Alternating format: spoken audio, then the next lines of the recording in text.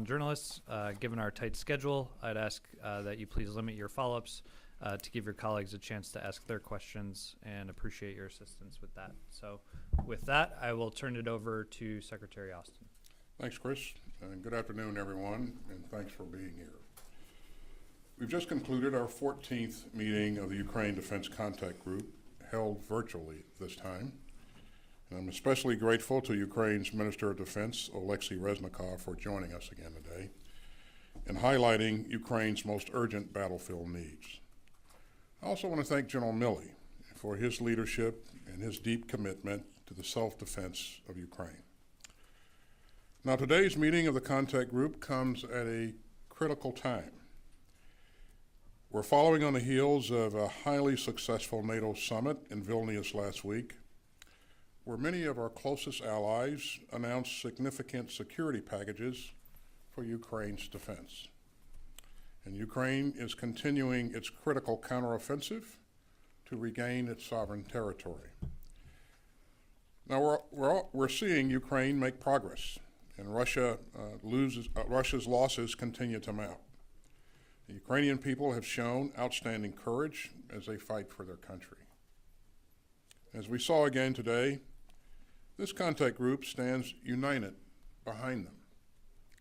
Today, we recommitted to supporting Ukraine during its crucial counteroffensive and for the long haul. And this is no time to slow down.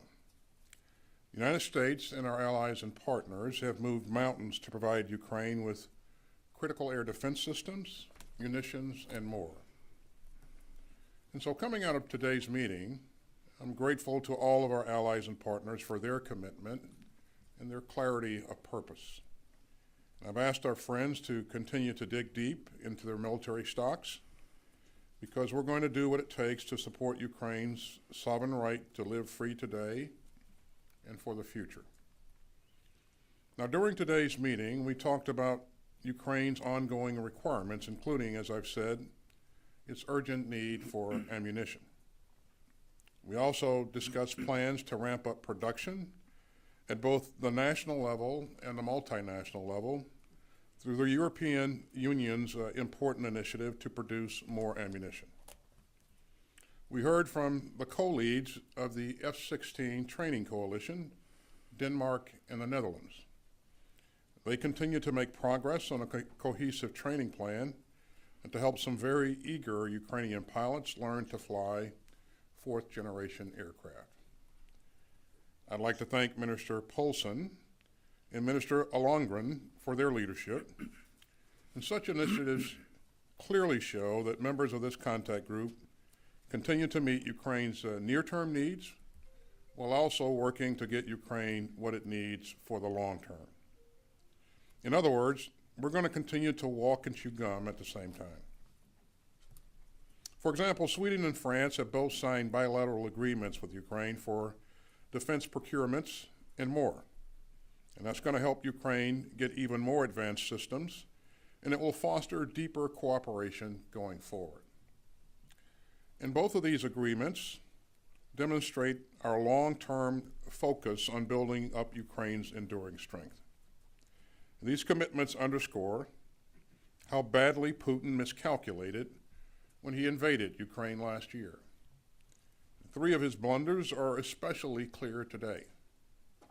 First, Putin thought that he could take Kyiv in days and force a new government of Russian puppets on the Ukrainian people. But Ukraine chose to fight back. The Ukrainian armed forces have defended their country with courage and skill. Second, the Kremlin bet that the world would just live with its cruel assault on Ukraine.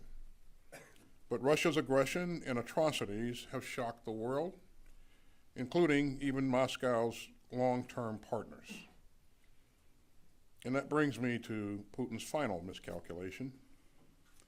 He thought that Ukraine's friends would waver or flee.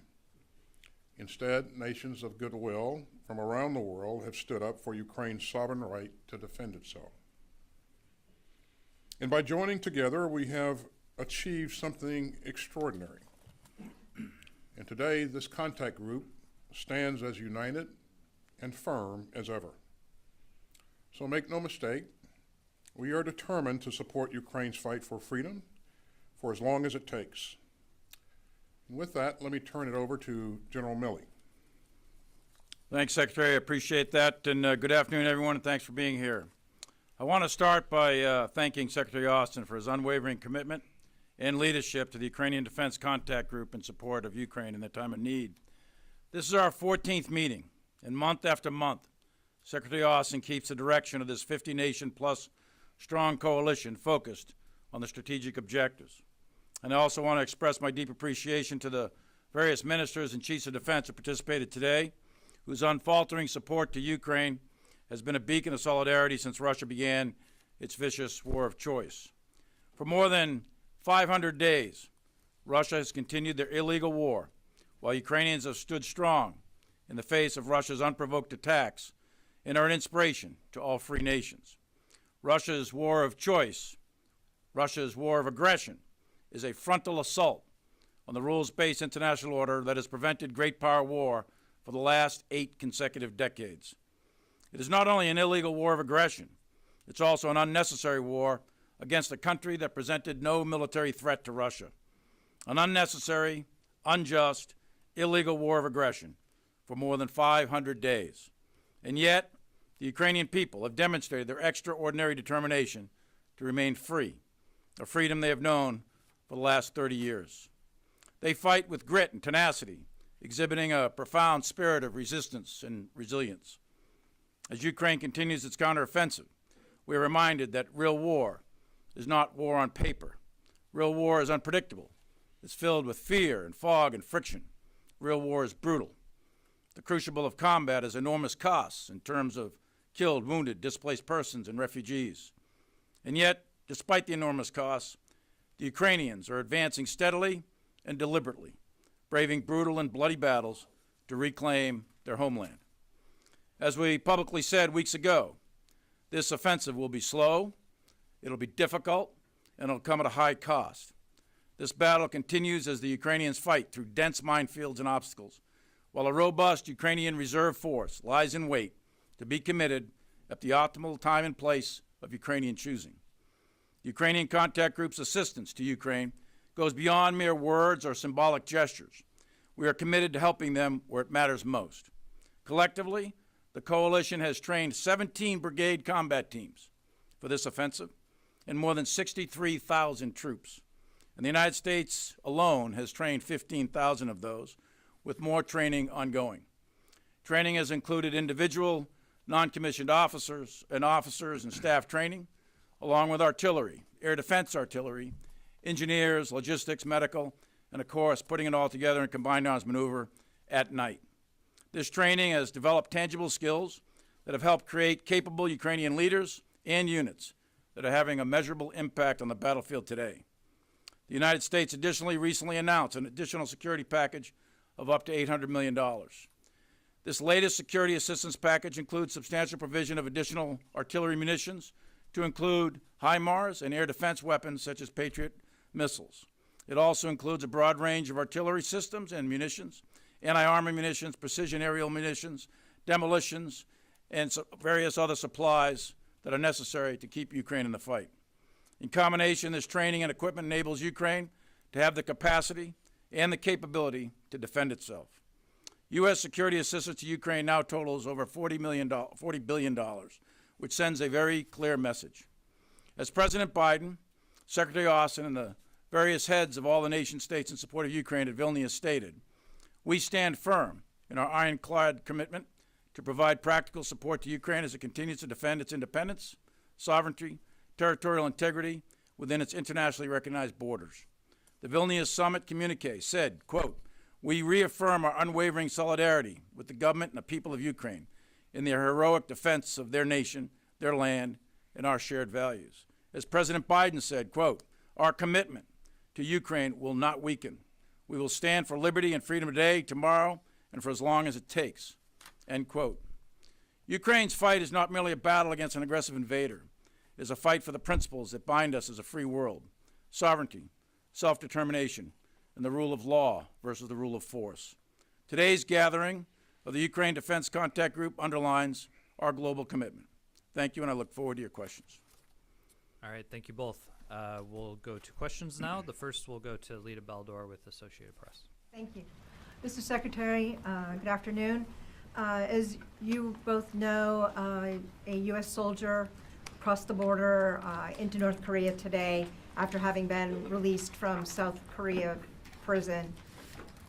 Can you tell us what you know about this case right now? Are the North Koreans forcibly detaining this soldier? Are you concerned about what security breach this could represent? And for General Milley, there have been a recent increase in the number of very aggressive incidents over Syria involving Russia. What do you think has caused this? Is this a result, do you think, of the Ukraine war, pressure on Russia? And does the U.S. need to send more assets to that area? Well, thanks, Lita. Good afternoon. Yeah, what I can confirm, and I would say up front that we're very early in this event, and so there's a lot that we're still trying to learn. But what we do know is that one of our service members who was on a tour willfully and without authorization crossed the military demarcation line. We believe that he is in DBRK custody. And so we're closely monitoring and investigating the situation and working to notify the soldiers next of kin and engaging to address this incident. In terms of my concerns, I'm absolutely foremost concerned about the welfare of our troop. And so we will remain focused on this, and again, this will develop in the next several days and hours, and we'll keep you posted. And later on the Syria piece, there is a bit of an uptick, but I wouldn't overstate it too much. I think that our forces have adequate rules of engagement and authorities provided to defend themselves. And the second thing is we have a deconfliction channel. I think you're aware of that. We have a deconfliction channel that CENTCOM operates on a day-to-day basis in order to prevent any sort of incident or escalation. We're monitoring it very closely. As to the reason why the little bit of an uptick, I'm not really certain. We've got analysts trying to figure that out. I don't know if it's connected to Ukraine or not. Right now, there's nothing to suggest that it is. But we are adequately protected, and our focus is always on our own force protection. Does the U.S. need to put more forces in that region, considering a lot have been shifted to Asia? We've got adequate capabilities to defend ourselves.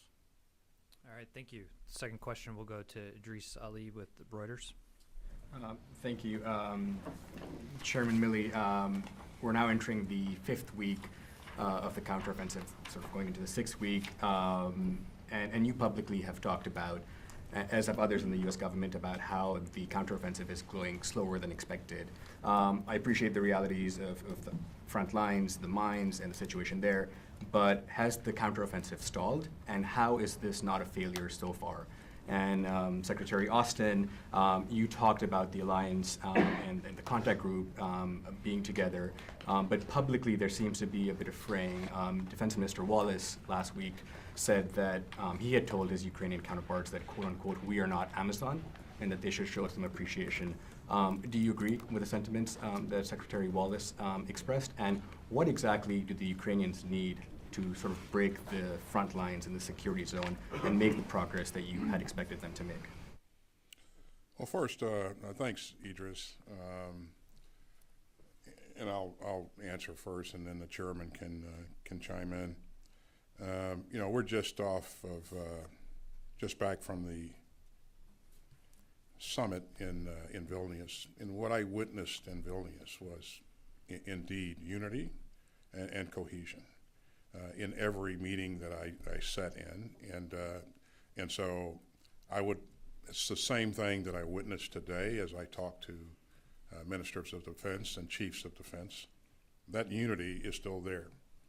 There's no question that we have provided Ukraine a lot. We, the international coalition, Ukraine is in a fight, and we have to remember that when you're in a fight, you want everything that you can get your hands on, and so that's to be expected.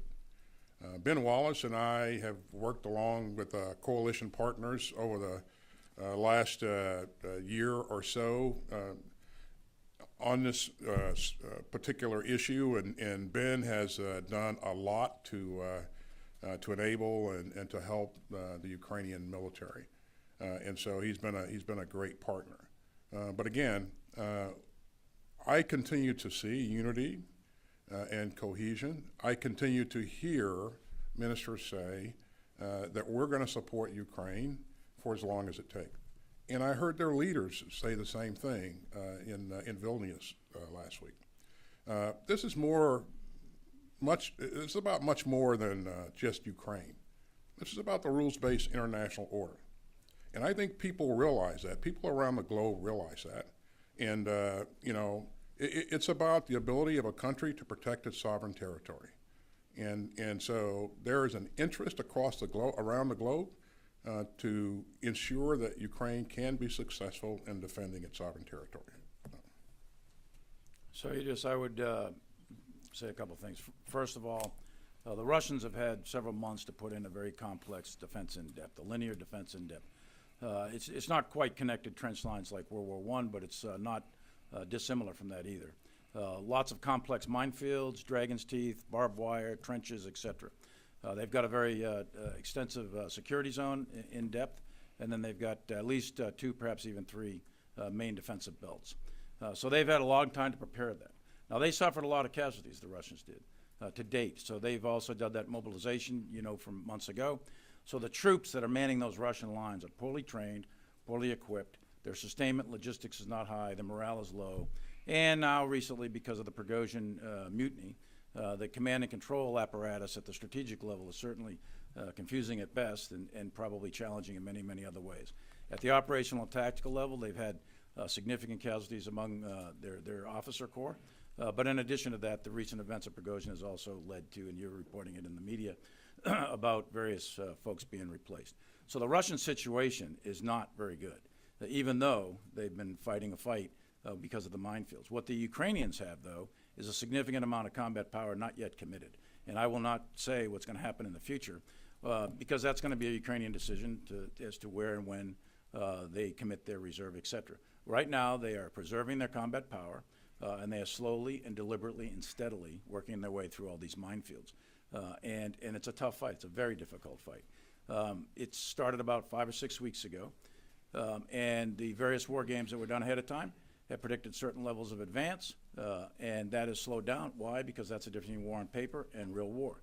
These are real people in real machines that are out there really clearing real minefields, and they're really dying. So when that happens, units tend to slow down, and that's rightly so, in order to survive, in order to get through these minefields. So they're working their way through it. It is far from a failure, in my view. I think that it's way too early to make that kind of call. I think there's a lot of fighting left to go, and I'll stay with what we said before. This is going to be long, it's going to be hard, it's going to be bloody, and at the end of the day, we'll see where the Ukrainians end up vis-a-vis the Russians. And Idris, let me just tag on to what the chairman said. I absolutely agree with everything the chairman said. But I would remind you that this is not over. We continue to generate combat power. Training and equipping 3 brigades in Germany right now, and there's other training ongoing around the region, as the chairman pointed out earlier. Countries continue to provide platforms. We talked about the additional Leopards and infantry fighting vehicles that are on the horizon, as well as artillery pieces. And so we're going to continue to generate combat power. We're going to continue to push in additional Bradley fighting vehicles and also Strykers and artillery pieces, and you heard the chairman mention that earlier. So our work continues, and we're going to do everything we can to make sure that Ukrainians can be successful. All right, thank you. Third question will go to Missy Ryan at the Washington Post. I have 2 Ukraine-related questions following up on Idris's. First, Secretary Austin, for you, I wanted to follow up on the G7 statement that came out last week regarding the framework for providing security assurances to Ukraine. President Biden has publicly referenced the Israel MOU model. Do you believe that, is there a possibility that the United States could help Ukraine achieve or secure some sort of parallel qualitative military edge or could the United States provide a mutual defense agreement to Ukraine as part of that security assurance? And do you expect that it's politically feasible to have the kind of agreement that we have with Israel for Ukraine? And then for you, Chairman Milley, Ukrainian military leaders have said how grateful they are for U.S. support, but at the same time, the various leaders, including General Zaluzhny, who you talk to regularly, have said that they don't think it's reasonable for the United States to be, for Ukraine, to be conducting this kind of major offensive, and especially do combined arms maneuvers without the ability to have greater air power and provide air support to the troops. And they say, NATO would never dream of asking its forces to do that, even given the Russian air defense system that's there. What is your response to that? And can you help us sort of walk us through your thinking about why Ukraine is able and should be able to conduct this offensive without the greater air power that some of the Ukrainian leaders are asking for? Thank you. Thanks, Missy. I counted about 12 questions, but we'll do our best to get to. First, on the agreement with Ukraine, we can expect, and you saw evidence of this with the G7 announcement at the end of the Vilnius summit, we can expect that countries will execute bilateral agreements with Ukraine going forward, and certainly we will as well. And that's a work in progress. But I would tell you, our part of that, the chairman and I are focused on not only making sure that Ukraine has what it needs to be successful today, but we also have to make sure that they have a capability to defend themselves in the future and to deter aggression in the future. So while we're doing what's necessary to make sure that they can be successful today, we're also going to have to work with allies and partners to build a future force. And so that's a hard work that's got to happen. And right now we're kind of at that point where we're doing both simultaneously. So you see that in some cases we've invested in some things that because they have to be produced, they won't materialize until a couple of months down the road, or in some cases a year down the road. But those kinds of things help provide the capability that Ukraine is going to need in the future. So the core of any agreement will be their ability to defend themselves and deter aggression. They've got to have the combat power to do that, and that's what we're focused on. And then around that, the bilateral agreement will certainly be formed. And this is going to have to be work that nations take on together, not one nation alone. And so I look forward to working with my colleagues and working with state and other foreign ministers to develop the way ahead for Ukraine. So, Missy, I offered two things. One is, what's the military problem to solve here with the air power? And it's control of the airspace. And you can do that two ways. You can do that air to air, or you can do that from the ground to the air. In terms of the most effective and efficient and cost-effective way to do that right now for the Ukrainians is from ground to air, through air defense systems. And that's what they've been provided from the beginning of this war till now. And that's important because what you want to do is protect those assault forces from Russian close air support and or attack helicopter support. And they've got air defense systems, the Ukrainians do, that can do that. The casualties that the Ukrainians are suffering on this offensive are not so much from Russian air power, they're from minefields. Minefields that are covered with direct fire from anti-tank hunter killer teams, that sort of thing. So it's minefields. So the problem to solve is minefields, not the air piece right this minute. And that's what the coalition is trying to provide them, additional mine clearing, MICLICs, line charges, Bangalores, that sort of thing, in order to continue to work their way through the minefields. So I'm confident that they can do this, and especially if they execute the tactics, techniques, and procedures that they've been taught, which they are doing, and execute these operations at night, which would deny the Russians the ability to use any of their air power anyway. So the real problem is the minefields. It's not right now the air power. Now, having said that, just do a quick math drill here. 10 F-16s are $2 billion. So the Russians have hundreds of fourth and fifth generation airframes. So if they're going to try to match the Russians 1 for 1 or even 2 to 1, You're talking about a large number of aircraft. That's going to take years to train the pilots, years to do the maintenance and sustainment, years to generate that degree of financial support to do that. You're talking way more billions of dollars than has already been generated. So the key thing is to focus on air defense, focus on the blocking and tackling sort of offensive combined arms maneuver, which is artillery, at both long-range and short-range artillery, and then get in your engineers and your mine-breaching equipment. That's the kind of stuff they need. That's what they want. That's what they're asking for. When I talk to Zaluzny, that's what he's asking for. So, Final question will go to Jennifer Griffin with Fox News. Defense Secretary Austin, I'd like to ask you about Senator Tuberville's hold on military nominations. Are you prepared to meet him halfway? And isn't the current policy in violation of the spirit of the Hyde Amendment, even if technically you're not paying for abortions, you're paying for travel for potential abortions? And General Milley, you say that you have enough assets in the Middle East to counter Russia, to deter Russia, but last week Russian planes loitered over the Atamf base where U.S. military personnel are based, and just today, almost daily, they are countering U.S. military aircraft, including a manned aircraft today. Why can't you deter Russia in the Middle East? well, go ahead, Secretary. You can answer the first one. I'll take the second one. Thanks, Chairman. What do you think, Jen? Jennifer, I think we have to keep things in perspective. 1 in 5 of my troops, our troops, are women. They don't get a chance to pick where they're assigned.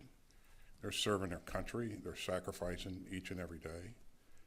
And they deserve, in my view, and in the view of our leadership, they deserve to have access to non-covered reproductive health care.